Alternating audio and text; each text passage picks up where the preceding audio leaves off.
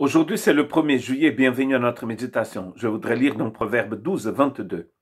Les lèvres mensongères font horreur à l'Éternel, tandis que ceux qui agissent avec fidélité lui sont agréables. Notre Dieu est un Dieu juste et un Dieu de vérité. Et les lèvres mensongères lui font horreur.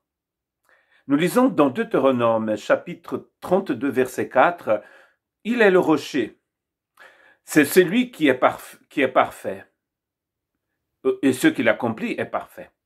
Car toutes ses voies sont justes. C'est un Dieu fidèle et dépourvu d'injustice. Il est juste et droit. Dieu est de toute éternité, il est juste et droit. Il n'y a pas de mensonge en lui. Voilà pourquoi les lèvres mensongères lui sont en horreur. Font horreur à ce Seigneur qui est juste et droit.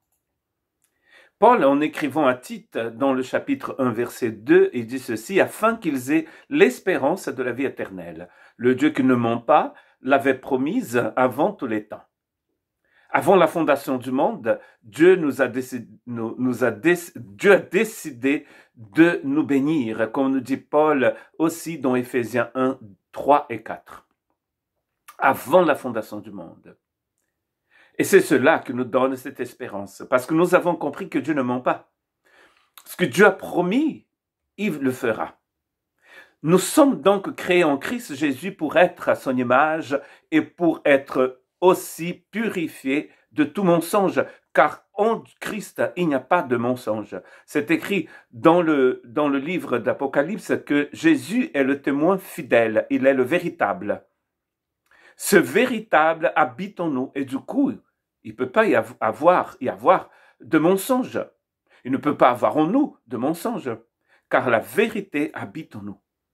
Hébreux chapitre 6, verset 18, ainsi par deux actes irrévocables, dans lesquels il est impossible que Dieu mente, nous sommes puissamment encouragés, nous dont le seul refuge a été de saisir l'espérance que nous était proposée.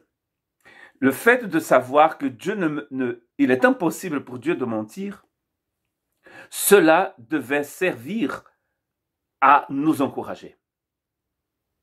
Nous sommes puissamment encouragés par cela, nous dit Hébreux. Et notre seul refuge a été de saisir cette espérance que nous avait été proposée par un Dieu qui ne ment pas. Si de nos lèvres sortent le mensonge, c'est peut-être parce que nous n'avons pas encore connu ce Dieu qui est véritable, ce Dieu en qui il n'y a pas de mensonge. Si Dieu est en nous, il ne devrait pas avoir de mensonge en nous non plus. Vous avez pour père le diable et vous voulez accomplir les désirs de votre père. Il a été meurtrier dès le commencement et ne s'est pas tenu dans la vérité, parce qu'il n'y a pas de vérité en lui. Lorsqu'il profère le mensonge, il parle de son propre fond, car il est menteur et le père de mensonges, dit Jésus dans Jean 8, 44. Si en Dieu, il a éternellement la vérité, dans le diable, il n'y a que le mensonge. Tout ce que le diable promet à l'homme, c'est du mensonge. Il n'y a pas de vérité en lui. C'est ce que Jésus dit quand il dit quelque chose, il parle de son fond, de ce qu'il a dans son être. Et ce qu'il a dans son être, c'est le mensonge. Il n'y a pas de lumière, il n'y a pas de sagesse, il n'y a pas de vérité en lui. Le diable, nous dit le Christ, c'est le père du mensonge. De la même façon que le père éternel de la vérité, c'est le Seigneur. Et le diable, c'est le père du mensonge.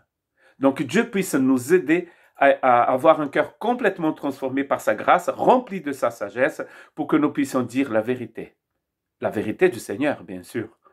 Que Dieu vous bénisse.